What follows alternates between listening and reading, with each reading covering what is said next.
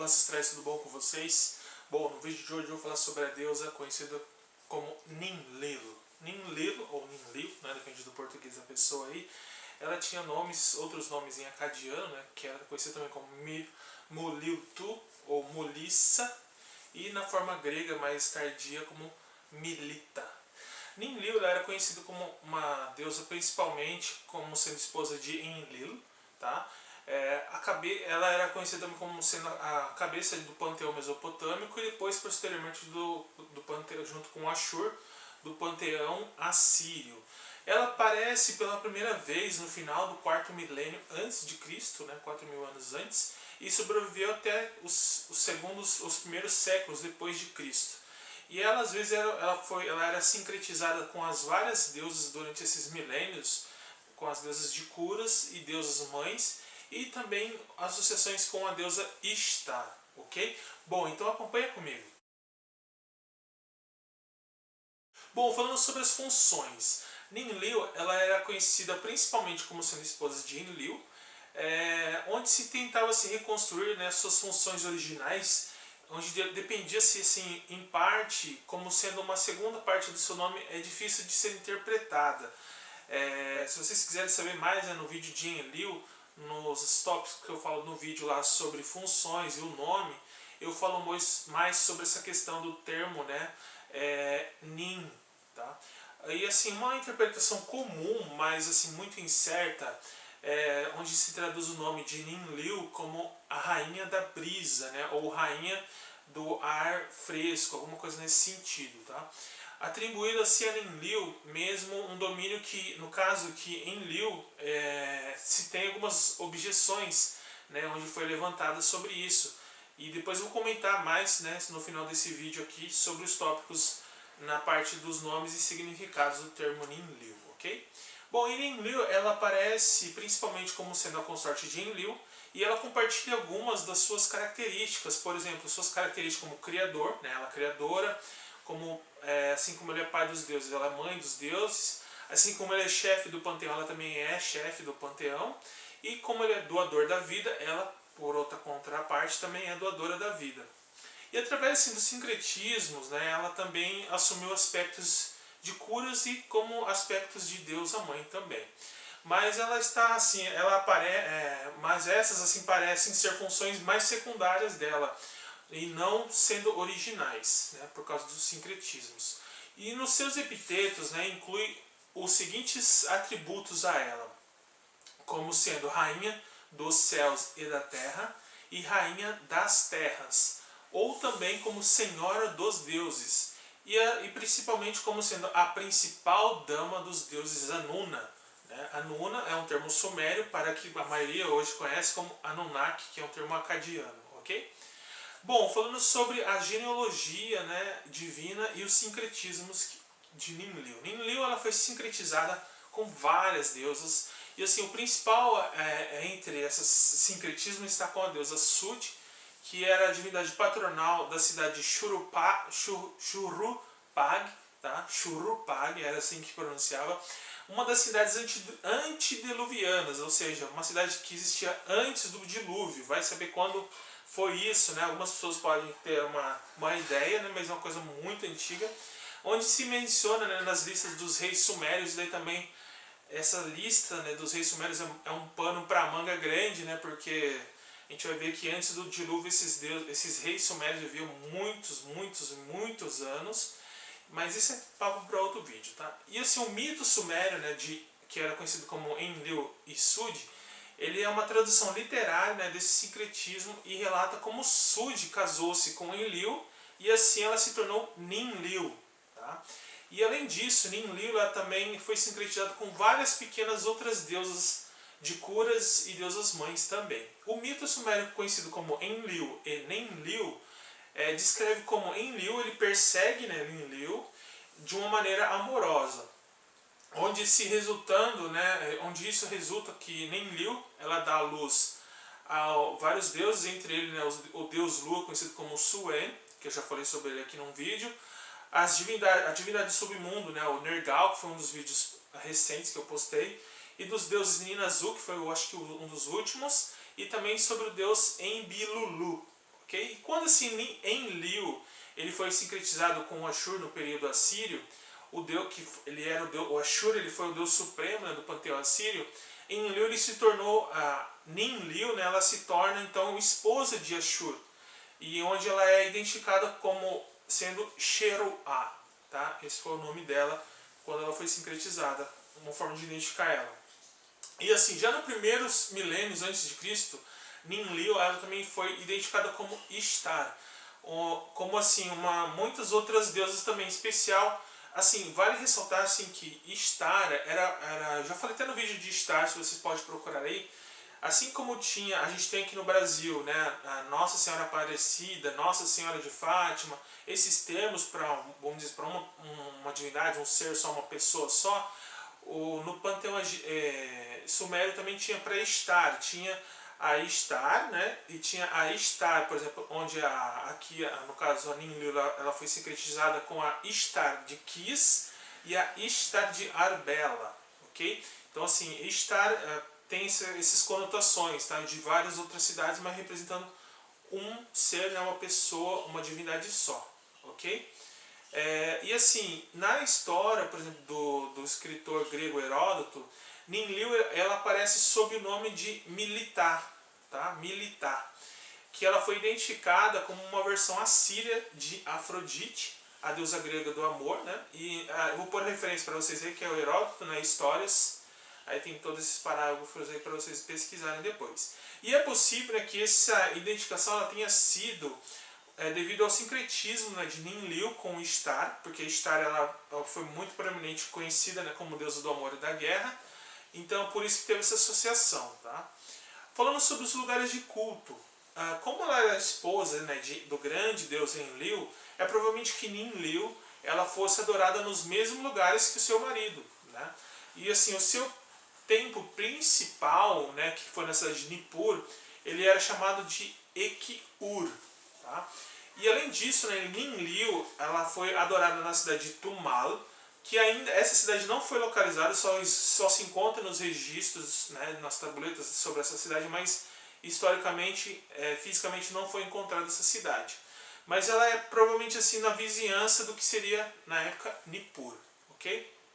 Sobre os períodos atestados, Ninlil ela abrange cerca assim, de mais de 3.000 anos de história sobre ela, ok? Onde os primeiros atestados podem ser encontrados nas mais antigas documentações escritas da Mesopotâmia, ok? Conhecido como Uruk IV e Uruk III, e os seus últimos atestados datam da Era Comum, né, já da Era Cristã, quando ela era mencionada como Milita, por exemplo, em Peri-ortografias de Herodianas, e datando já do segundo século depois de Cristo. Okay? Bom, falando sobre iconografia, assim, muito pouco se sabe, né, sobre a iconografia de Ninlil. Algumas das suas iconografias posteriores podem se sobrepor por exemplo, a da deusa Ishtar, que depois elas foram sincretizadas. Né? E astronomicamente falando, ela era identificada como a constelação da Ursa Maior. Tá? Isso aí também vou fazer um vídeo, né, sobre os deuses sumérios e as constelações, porque tudo que a gente conhece hoje, né, sobre zodíacos, constelações, muitos a gente deve assim, a eles, né, porque eles foram os precursores, né, da humanidade a criar toda essa parte astronômica, né, astrológica. E então assim, Ninlil ela foi associada à constelação da Ursa Maior. No caso, né, os termos para a constelação, né, em suméria era conhecido como Mumul-Gida, Eruku, que significava vagão, que o vagão, se vocês forem ver, é parte assim do que é hoje a Ursa Maior, vou pôr para vocês aí, e também de Lira, né, que no caso em sumério era conhecido como Mul, que significava cabra. Tá? Sobre o nome e ortografia, isso dá um pano para manga, né? O elemento, por exemplo, Lil, né, do nome tanto de Enlil e Ninlil, Lil, no caso dos nomes de Enlil e Ninlil, eles têm sido fortemente debatidos, né, entre os assiriólogos, vamos dizer assim. Depois vocês podem ver o vídeo de Enlil, né, onde eu comento sobre os termos, né, do nome de Enlil, onde a interpretação de um assiriólogo, né, conhecido como Krebernik, ele fala desse elemento, né, como de Lil, como sendo, significando brisa, do acadiano que seria Zakiku. Mas isso é uma problemática, porque a referência que ele adiciona, né, é um texto de um comentário que pertence a uma tradição assim, totalmente especulativa da data já do período neo-assírio, que possivelmente era até posterior a isso, no qual assim, os deuses eles eram associados com ventos, né? E Ninlil ela estava associada ao vento norte e o seu nome era explicado como a Senhora da Brisa. E o mesmo texto associa Enlil ao vento oriental e explica que o seu nome era conhecido como o Senhor de Todos, né? Então a gente vê que tem uma pequena diferença aí, né? E como assim não há uma evidência anterior, né, para essa tal interpretação, então ela deve se permanecer incerta sobre os significados dos nomes dela, tá? Porque se baseia nessa especulação, tá? E o nome, por exemplo, acadiano de Ninlil, que era conhecido como Muliltu ou Mulissu, isso eu vou explicar para vocês, assim, é curiosamente derivado de um nome Emessal, né? Emessal, vou explicar, Emessal era geralmente usado nos textos de epitetos, né, sumerianos. Tá? E nesse texto, né, Emessal, a gente pode entender como se fosse um dialeto de Enlil. Né? A palavra Emessal, por exemplo, que era conhecida como En, que significava Senhor, no Emessal era Umun, né, que é um nome que era um nome, né, de Enlil, que ele foi encurtado de Mun para Mun, né, que depois, né, ficou Munlil, e assim, onde esse N do Munlil, ele se assemelha à seguinte consoante L, né, de Dumul-Lil. Em acadiano, por exemplo, o sufixo da letra T, do Muliltu, ele foi acrescentado, né, para criar esse gênero gramatical feminino, né, de Muliltu, e assim o nome acadiano, né, de Ninlil, ele se tornou Muliltu, né? Ela se tornou desse acadiano, né, do Ninlil, que era o sumério, no acadiano de Muliltu, e sobre uma influência, né, das mudanças sonoras neo-assírias, em que as consoantes, né, do Muliltu, elas se tornavam como se fosse o som de dois S's, tá? Então passava de Muliltu para Mulissu. Okay? E isso foi levado assim, para o grego, né, esse Mulissu, como sendo militar. Tá? Militar. Isso, né, sugeriu assim, que a derivação do nome acadiano de Ninlil, ou do nome, né, desse emensal, desse dialeto de Enlil, poderia indicar que Enlil ele já era entendido como uma deidade assim, primordial, uma primária, assim, desde muitos milênios atrás. Mas isso não explica porque o nome, né, foi derivado do seu emensal, do que o seu nome é conhecido como Emegir, que é o outro dialeto, né?